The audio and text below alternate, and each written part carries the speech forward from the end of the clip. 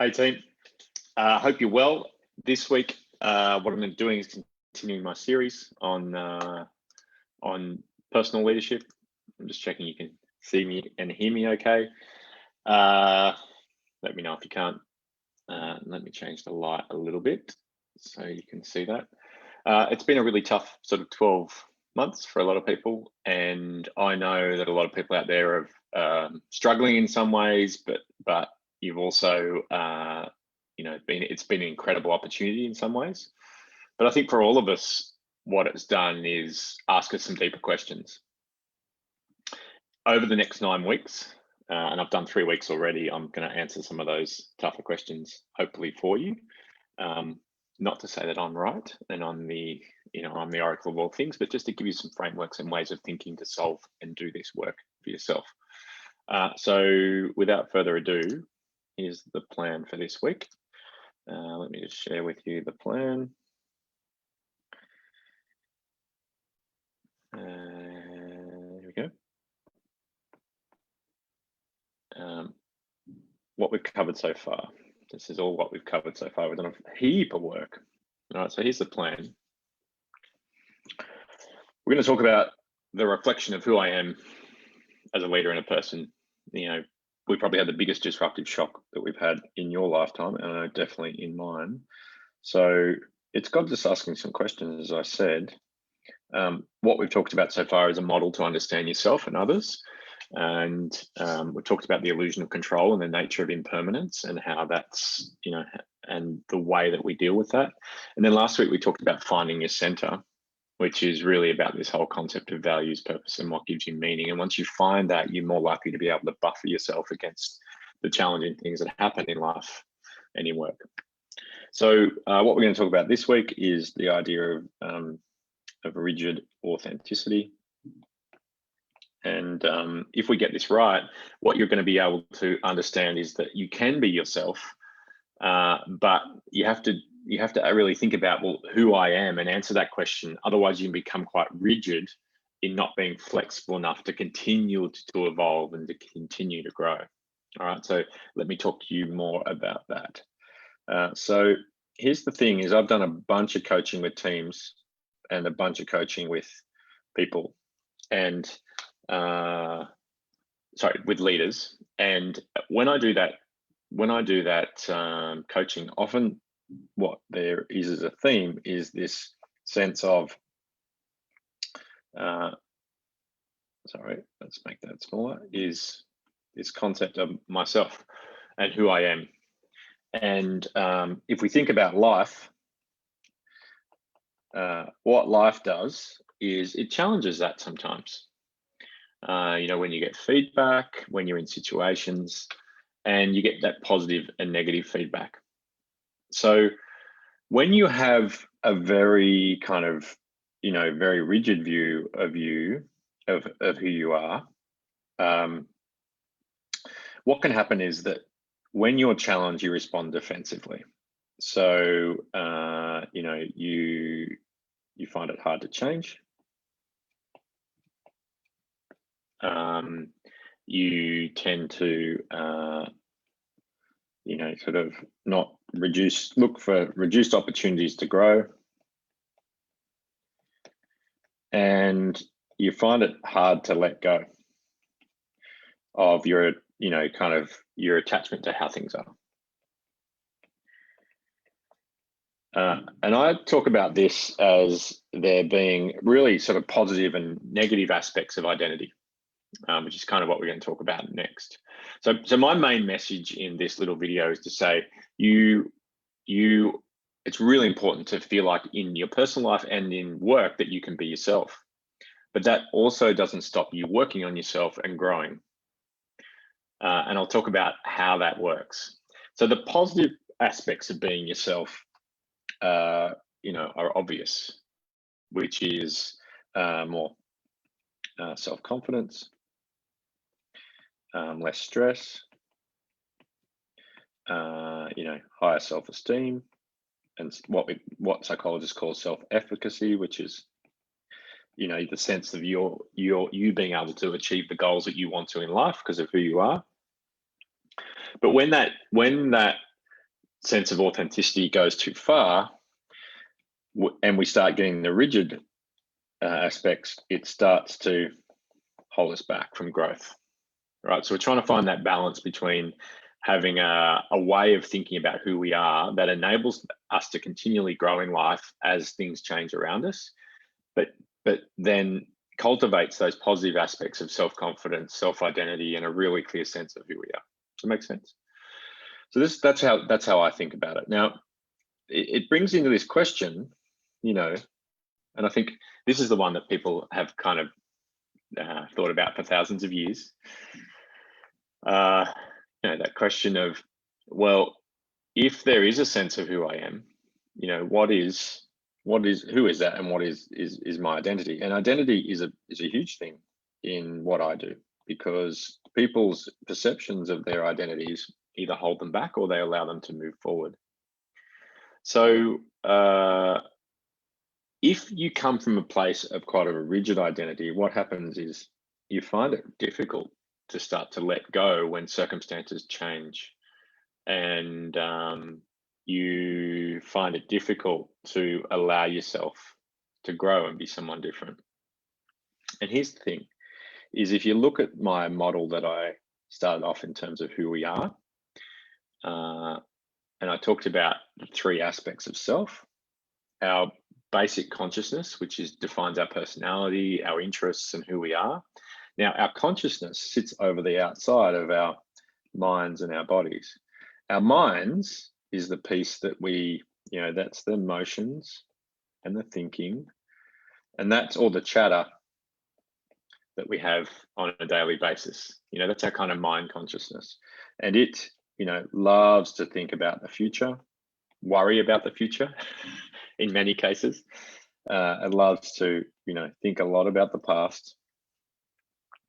And if we define ourselves as our identity as our mind, often that's flipping and changing all the time. Okay, so the way I define identity is the way I define consciousness, which is that aspect of what brings our mind and body alive in a certain way that's unique to you. Okay, and the reality is that consciousness piece, there's a piece of you that never changes. Everything else does. Okay, so our possessions, our things, our bodies, you know, as we get older, unfortunately, they change, and not our minds. Because if we think about our minds, the thinking and the emotions are changing all the time. It's like this never-ending stream of consciousness that's moving in and out, in and out, in and out. And if we think of that as who we are, that's a kind of a recipe for anxiety, really, because there's nothing sort of solid you can hang on to.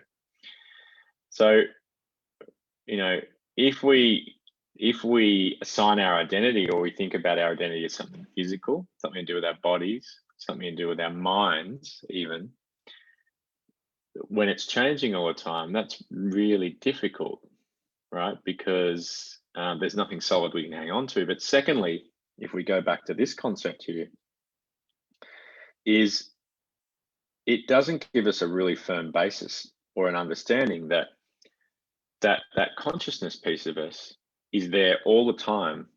And if that's who we are, it allows us to continue to evolve over time and over our lifetimes. And actually, the evolutionary purpose of who we are is to continue to evolve and grow throughout our lifetimes. So here's the question for you, which is, when you're faced with a situation where it's hard,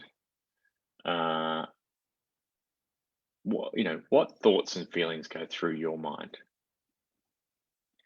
And if it's your mind that's responding to it, rather than that higher sense of you and who you are, often what will happen is you'll get this response of saying, you know, I can't do that. That's not who I am. And my sense is that what I would rather is we start to ask ourselves a question of that really relaxed sense of that part of us that never changes, if it feels true for us, it's kind of okay to let go and move forward. Um, uh, Really interesting piece, something that I've learned over the last 12 months, as this has been really hard, is the power of mindfulness practice. And what mindfulness practice does is it stops us fighting against our own minds and consciousness. It allows us to accept the randomness of our mind and see where and not respond to it or react to it. So a lot of the Buddhist proponents of mindfulness, what they do is they say there's basically two parts of our consciousness. They say there's four, but the two main ones that I'll talk about, not to make it too complex, is our kind of seed consciousness and then our mental formation consciousness. And basically, if you can understand it, in our consciousness, there's a whole lot of seeds, which is stores of thought, pain, sorrow, positive emotions like peace and joy. And at certain times in our lives, these manifest into our conscious mind. It's called a mental formation.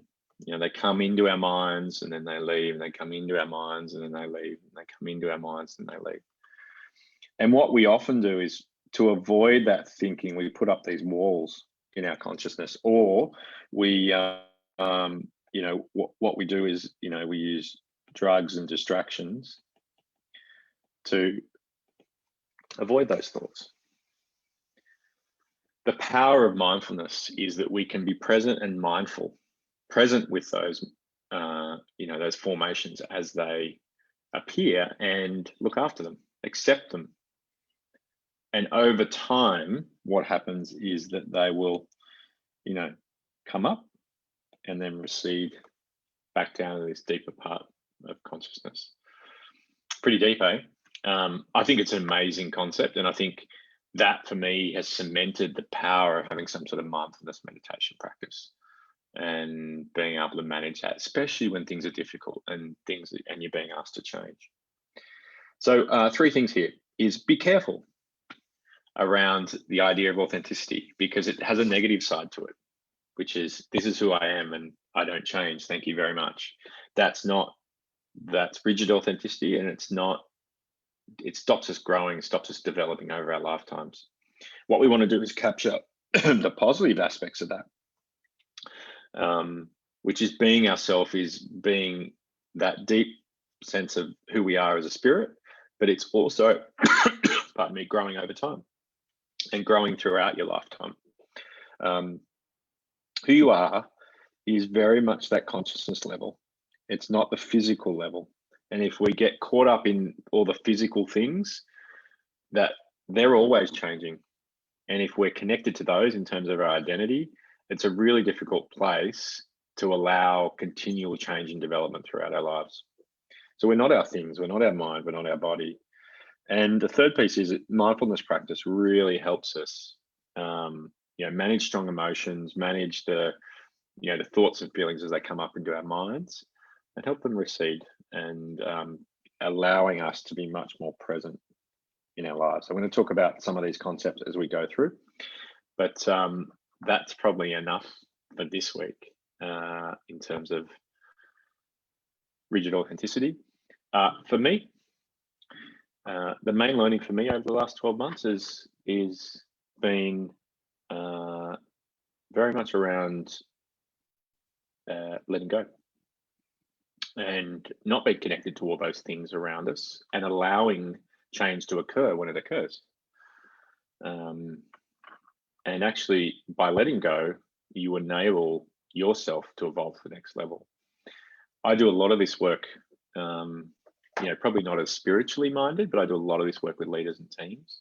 And this methodology sits behind it, helping them, you know, disconnect from the things they're attached to, reconnect to what their purpose is and what their truth is, and then collectively or individually moving towards that new place they need to be in.